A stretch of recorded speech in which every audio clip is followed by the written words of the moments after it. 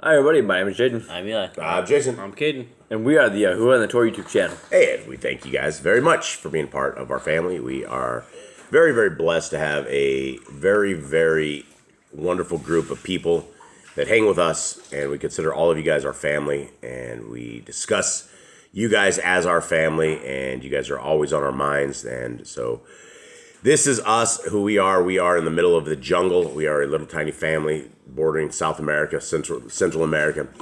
And we have no neighbors. We have no nothing. We have cows, goats, and endless jungle all around us. And we live off grid, which means that when the sun doesn't shine, we don't have power. When the sun doesn't shine, we can't pump water. We can't do certain things. And we are very, very thankful to our Creator, who has created such an incredible world that's out there. And, you know, there's a lot of you I know that are struggling. A lot of you guys right now are not able to see the end of the time, the end of the rainbow, the end of success.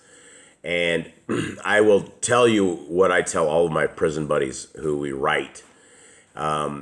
And when I say prison buddies, these are the people of Yah Scriptures, the people that we've been sending scriptures to and the people that we've been ministering to. And I always end my messages about the same way. And I truly believe it when I say it. And I say this to you guys as well, that Yahuwah created you guys, you specifically, I'm talking to all of you guys out there, extraordinarily well. Before you were ever born, he had every concept, he had every freckle, he had every hair, he had every bit of your looks. He knew if you were going to be a unibrow. He knew if you would be a single brow. He knew if you would have a mustache or if you would ever grow facial hair, if you would ever, how tall you would be. He knows everything. And we have been put together in such a way that our Creator loves you guys. He loves you without a shadow of a doubt. There is such great care that has been put together in building humanity and building you specifically. And there is hope. There is hope in this world. When this world passes away, when we are done with this testing period, when we have made our 120 years and when we have come into obedience with our Creator, you will get to look at your Creator in the eyes and he will look at you and say, well done. But there's also that other side for all the other people that were created in magnificent fashion, that decided they will not listen to our Creator. They will not obey him. They will not fall into submission into his ways. And they will hear, depart from me, you who work lawlessness. And so there is hope out there. There is hope. The sun shines again. It may not be sunny in your area, but there's always a reason to try to find hope to the very best that we can. Because once we lose hope, then we lose everything. And there is hope to be found in our Creator and hope in everything. Gentlemen, how you guys doing? Good. What's the haps? Anyone have a joke? Nope. So, here we go. Adam and Eve were the very first people who violated the terms of the apple conditions. You know that? Yeah. And I've said this one before, but these are one of these sticky jokes that are kind of rough. But the guy who invented Velcro, he dead. RIP. R.I.P. And so we'll call it that one. I think we'll call that one good. Actually, I'll tell you what. I got kicked out of a secret cooking society. I done it. I spilled the beans. Anyone have anything else? No. Okay, I thought I had one more, but I don't know if I'll remember that. It's probably because my ginkgo biloba isn't working. I don't even know if I said that right. How do you say that, Nicole? It's like some pills they started putting on TV a long time ago that's supposed to help your memory, called ginkgo biloba or something. Ginseng, but It's not. Yeah, I don't remember what it is. You guys probably know what I'm talking about there. So, all right. So, guys, what you're looking at right here is you're looking at Yah Scriptures. You are looking at the greatest English translation to ever be available to anybody, and I believe that with every last bit of integrity that I have. I would not be saying this if I did not believe this. This is $64. It's almost a 3-inch spine. We are praying and hoping it's the end of February, early March, like the India folks say. We are tracking it and watching it. It has every Apocrypha piece that we could find, and it has been completely restored. All the names of our Creator and the names of his Son have been restored in this, as well as the names of our forefathers. You will not find a better translation anywhere. And when you purchase one of those, it helps. We're trying to get one scriptures into every prisoner that wants one in the U.S. prisons. And that is our hopes and dreams, is that this will completely build a printing press. And so if you guys want to donate to Boss Clan, if you want to donate to us, the best way to do it is to buy us scriptures. And that will help us get scriptures into our brothers and sisters in chains. And if you cannot afford it, which is not a big deal, and even if you don't want to get it, that's not a big deal either. It's available absolutely free of charge. And we would ask that you guys look at this and read from it. And it doesn't matter if you get the greatest translation of scriptures in your hand ever, if you don't read it, if you don't apply it to your life. And so this is what our hopes and dreams are, is that people will read the word of Yah, they will fall in love with the ways of our Creator and the ways of His Son, and they will apply this to their lives. And for those who use an eSword, there's also a module right there below. Now, these books are all available on Amazon. You can get these on Amazon. There's links in the description below.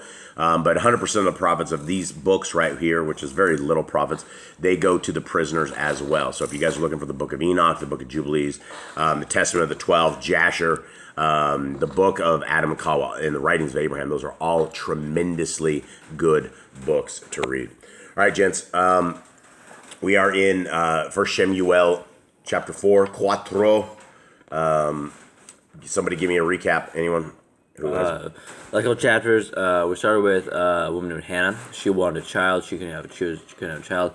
Her husband had two wives, her and another lady, and she was always provoking her. So she ends up praying to Yahuwah, weeping at the temple. And Eli, the priest at the time, he asked her why she's weeping and put away her alcohol because he thinks she's drunk. And then she tells him she's not drunk, she's pregnant with a child. Then she has a child. She devotes him to Yahuwah, SHEMU'EL.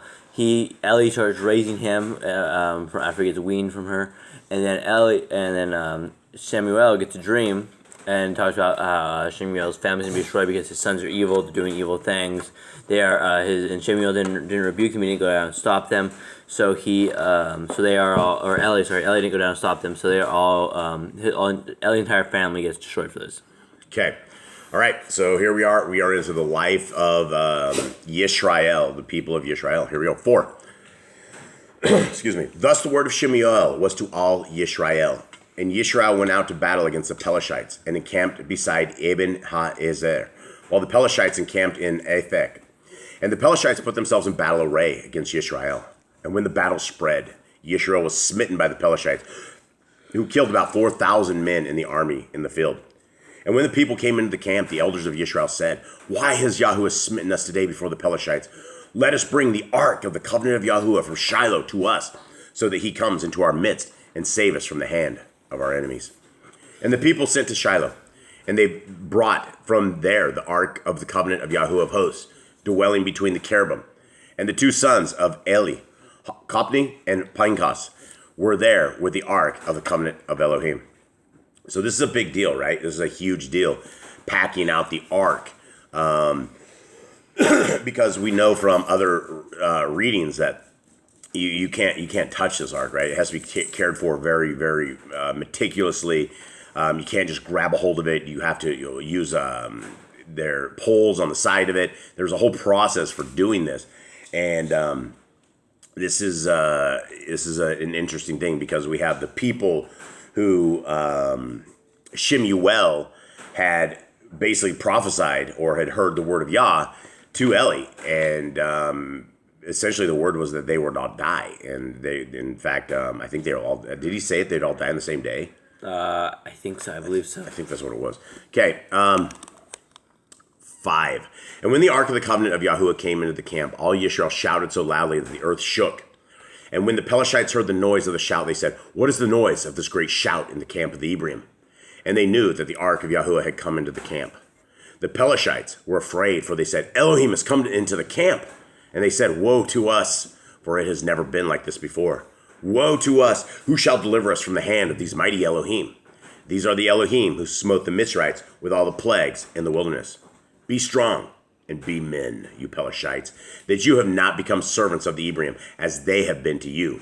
Be men and fight. So some of the Pelishites is that they've been around for a while. They've been fighting Israel for a long time because they were back in the days of Samson, and he was quiet a few years ago. So these guys have been around for a while. Yeah, and they've been at it, right? They've been going back and forth over the years, and it's just results of Israel sinning and breaking the Torah. Every time they do, they get oppressed by someone, and they haven't still really come back into the covenant yet because they're still being oppressed. Yeah, they've never come back into covenant at all. And what's interesting, though, is when you read the book of Josephus, there is a tremendous amount more details about pretty much every situation that is in and around, and you learn a tremendous amount. But yeah, what's happening here is that they can't obey our Creator, and they refuse to obey our Creator.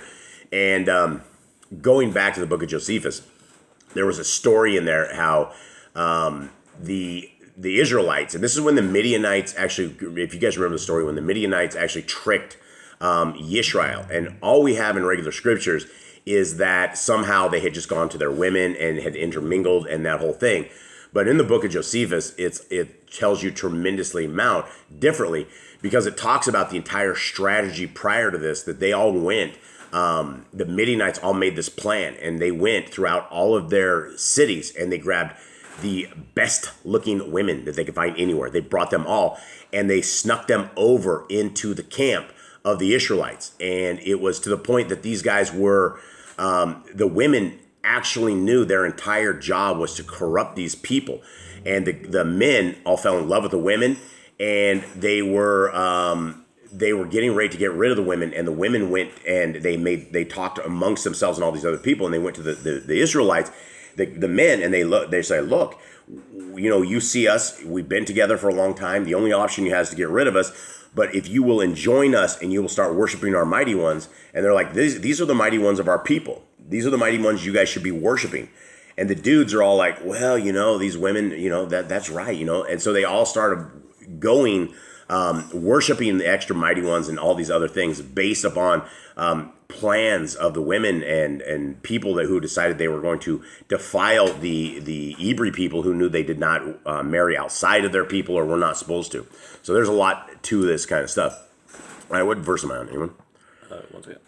I think 7. No, not close. Nope. You are on, it looks like 10? 10, yep. Okay. And the Pelishites fought, and Yisrael was smitten, and every man fled to his tent, and the slaughter was very great. And there fell of Yisrael 30,000 foot soldiers. And the ark of Elohim was captured, and the two sons of Eli died, Kopni and Pinchas. So their punishment has come to an end. That's their punishment right there. They died. Not yet. The day's not over yet. Well, yeah, these two. For these two, it's over. Yeah, so this is the part. These are the ones that were sinning. Yeah, these were the ones that were not just sinning. These guys were, it almost sounded like rape, right? It almost the word of Yah, twisting. Yeah, corrupting the word of Yah. They were laying with other women. They were doing all sorts of horrible things. Stealing the meat that was supposed to be for Yah. There's just horrible people. 12. And a man of Benjamin ran from the battle line the same day and came to Shiloh with his garments torn and dirt on his head. And he came in and saw Eli sitting on a seat by the wayside watching, for his heart trembled for the ark of Elohim. And the man came into the city and reported it, and all the city cried out. And Eli heard the noise of the outcry and said, what is the noise of this uproar? And the man came hastily and informed Eli. Now Eli was 98 years old, and his eyes were so dim that he was unable to see. And the man said to Eli, I am he who came from the battle, and I fled today from the battle line. And he said, what was the matter, my son? And the messenger answered and said, Yisrael has fled before the Pelishites, and there has been a great slaughter among the people. And your two sons have died, Kopni and Pinchas, and the ark of Elohim has been captured. And it came to be when he made mention of the ark of Elohim that Eli fell off the back seat backward by the side of the gate, and his neck was broken, and he died. For the man was old and heavy, and he ruled Yisrael 40 years. Is that saying this guy was fat? Is that what this is? Heavy, or just heavy with weight? As being an old man, or was he? I don't know. He's Yeah, old and heavy. Old and heavy is an interesting description that we have of this guy. What seat was he in where he flipped back like he was? Dude, when you're 98 years old, it doesn't matter if you fall off the side of a couch, dude. You can break your neck. I mean, there's no goodness in antiquity, right? Your bones get smaller. You can't move around. Your muscles are gone. And this dude He's done. He's dead. Okay. 19. And his daughter-in-law, Pinecost's wife, was pregnant, about to bear. And when she heard the news that the Ark of Elohim was captured and that her father-in-law and her husband were dead, she bowed herself and gave birth because her pains came upon her. And about the time of her death, the women who stood by her said to her, "Do not fear, for you have borne a son." But she did not answer, nor did she put her heart to it. See, and this is where I read this morning. I couldn't figure this part out. I don't think she died. Well, let's read what it says. And she called the child Ichabod, saying, "The esteem has departed from Yisrael, because the Ark of Elohim was taken, and because of her father-in-law and her husband." And she said, "The esteem has departed from Yisrael, for the Ark of Elohim was taken." Okay, so did this dead woman say this, or did she not die? I don't think she died. I think she was about to, like, she was like near death, but didn't die. But they didn't. Wasn't the prophecy that it would kill everybody in the house? Yeah, we were gonna like kill off all the generations. So maybe like. But Ichabod's alive. Yeah, maybe Yah had some mercy or something. I decided, maybe don't punish everyone. Yeah, this is probably what's the deal is. All right, well that's that. It's kind of a dark ending, I suppose. For this, we lose Ellie, and we. I guess Pinecost and the other homeboy isn't too big of a loss. Those two weren't very good people. Yeah, no. But Ellie was, right? I mean, it's unfortunate that his parenting skills didn't live up to what he should have been. I think he missed a second chance with Samuel. I think that's a thing. He would have probably had Samuel. He had a chance to raise him in a better way than he did his other two sons. Yeah, and it's hard to understand what has become of people where they will grow up and do things of this nature, but.